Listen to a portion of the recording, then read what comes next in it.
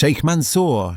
Sheikh Mansour transformed City from Premier League strugglers to global powerhouse after his 2008 takeover. The investment was staggering, over £1.5 billion pumped into the club. However, UEFA charged City with serious financial fair play breaches and alleged inflated sponsorship deals. City was initially banned from European competition for 2 years, though this was overturned by CAS. Most charges were ruled time-barred rather than disproven, a crucial distinction that City fans definitely interpret as total vindication. Critics argue that City's success serves to whitewash the UAE's human rights record.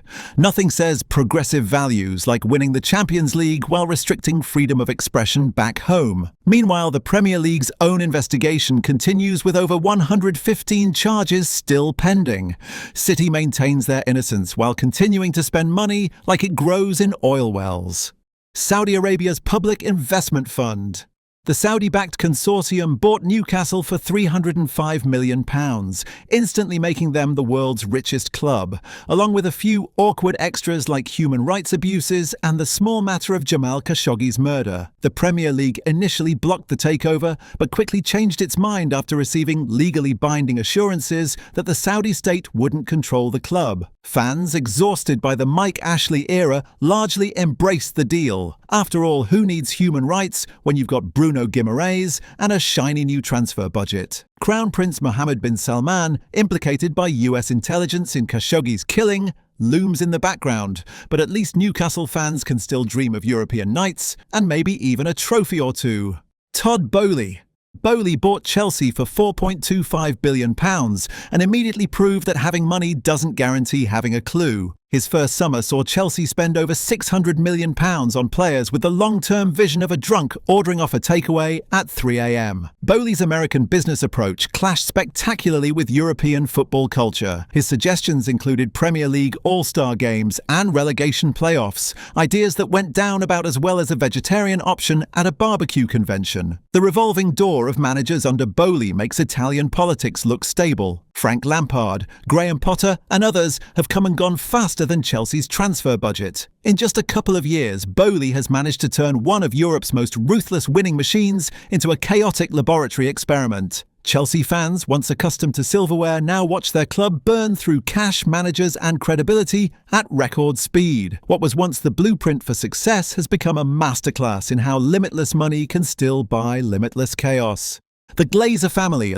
The Glazer takeover in 2005 represented financial genius. They purchased United for £790 million without spending a penny of their own money, instead loading the debt onto the club itself. United went from being debt-free to owing over £500 million overnight. The interest payments alone have cost the club over £1 billion since the takeover. Meanwhile, the Glazers have extracted over £200 million in dividends, treating United as their personal cash machine. Joel and Avram Glazer run the club from Florida, showing about as much interest in football as a vegan shows in a butcher's shop. Their business model involves sucking money out while putting as little back in as possible. Fan protests culminated in the invasion of Old Trafford in 2021. 2 decades on, the legacy of that decision is clear. A once debt-free giant now shackled by loans, drained by dividends, and run by absentee landlords more concerned with balance sheets than trophies. For many supporters, the Glazers symbolize everything wrong with modern football, where heritage, passion, and history are sold off to the highest bidder, and loyalty is rewarded with debt, decay, and dwindling glory. Stan Kroenke promised to take Arsenal to the next level in 2018. He succeeded. The next level down. Silent Stan says it all. Say nothing, do nothing, achieve nothing. Under his watch, Arsenal slipped out of the Champions League, drifting further away from the elite, until Arteta hauled them back with consecutive second-place finishes. Kroenke's model treats Arsenal like a stock in his portfolio, passive, profit-driven and running on autopilot, while rivals backed by oil money chase trophies. The European Super League fiasco was his true calling card, a get-rich-quick scheme that put guaranteed revenue above competition and confirmed what fans already suspected. Their club's soul was being sold for American franchise money. For Arsenal supporters, Kroenke is the proof that ambition means nothing when the owner's only scoreboard is the balance sheet. Silent Stan might have lucked into Arteta, but any success belongs to the manager and players, not the billionaire in Colorado treating Arsenal like his side hustle. Farhad Moshiri arrived at Everton in 2016 promising transformation. Mission accomplished. He transformed them from mediocre to catastrophic. Moshiri spent over £500 million on transfers, largely on overpriced players who failed to improve the team.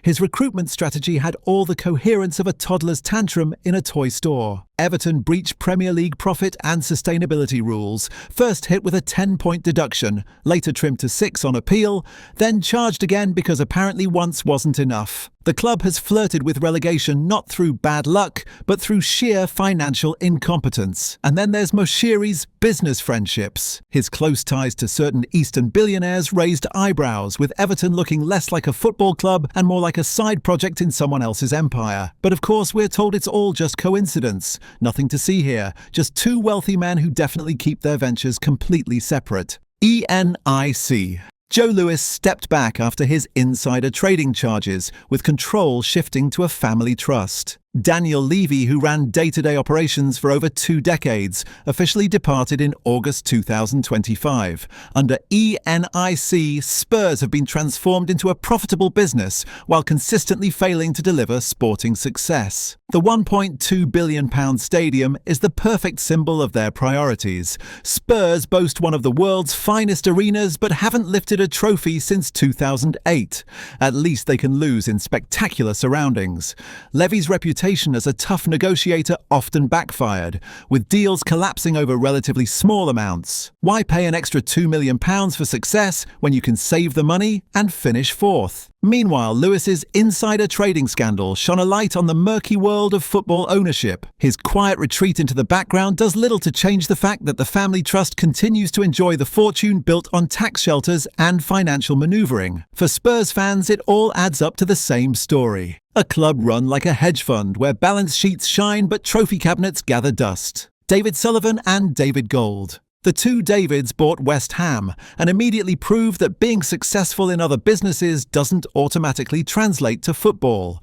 Their reign has been defined by broken promises, fan protests, and a remarkable knack for snatching defeat from the jaws of victory. Both Sullivan and Gold made fortunes in the adult industry before turning to football, and their approach to running West Ham has often been about as subtle as their former careers. The much-hyped move to the Olympic Stadium was sold as a masterstroke, yet it looks more like a swindle. West Ham pays just £2.5 million a year for a stadium that cost taxpayers £486 million to convert, while the public still picks up the bill for security and maintenance. Nothing says free market quite like billionaires bankrolled by the taxpayer. For supporters, the Davids' legacy is clear. A bargain bin stadium deal, a string of broken promises, and an ownership style that makes you wonder if West Ham was just their second favourite adult entertainment business. Evangelos Marinakis, Forest's flamboyant owner, is a Greek shipping magnate with more courtroom cameos than most clubs have derby wins.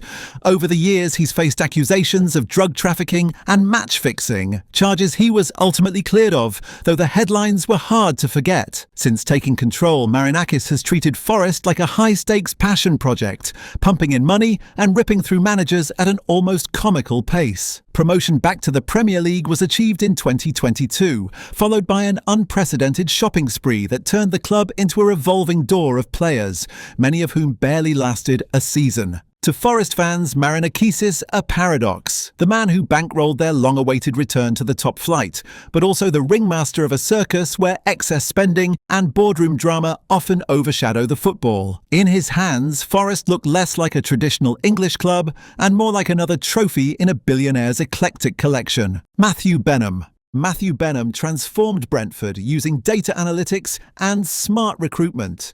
His background in professional gambling and sports betting analytics translated perfectly into football success. Another gambling fortune in football. What are the odds? Benham's Moneyball approach revolutionized lower league football, turning spreadsheets into silver bullets. Brentford's climb from League Two to Premier League stability is the triumph of brains over brawn, data over tradition. But while fans celebrate the fairy tale, the irony is impossible to ignore. Football bans players for betting a tenner on an accumulator, yet happily lets a professional gambler own an entire club. Brentford are proof that you don't need oil money or oligarch wealth to succeed. You just need to be smarter than everyone else. Unfortunately for the rest of the Premier League, intelligence isn't something you can buy in the transfer window. King Power. Leicester's 2016 Premier League title is still sold as the ultimate underdog fairy tale. A squad of bargain buys toppled the giants. A Thai duty-free empire bankrolled the dream, and the Srivardhanaprabha family became the league's most adored owners. But scratch beneath the fairy tale varnish and things look murkier. In 2018, King Power was accused by Thai authorities of owing more than £300 million in unpaid royalties from their airport monopoly. The case conveniently evaporated, but the questions never did. Nothing like a disappearing lawsuit to keep the magic alive. Leicester's rise showed how global fortunes can buy football miracles, but their collapse back into the Championship proved just as quickly that fairy tales don't last forever. King Power's legacy is both a miracle and a mirage. A reminder that in the Premier League, even the happiest stories often come with footnotes you're not supposed to read. The Premier League sells itself as the pinnacle of sporting drama, but the real theatre is in the boardroom, where billionaires gamble, scheme, and sports wash their way to glory. On the pitch, it's 11 versus 11, but off it, the game is rigged, and the fans are left paying the price.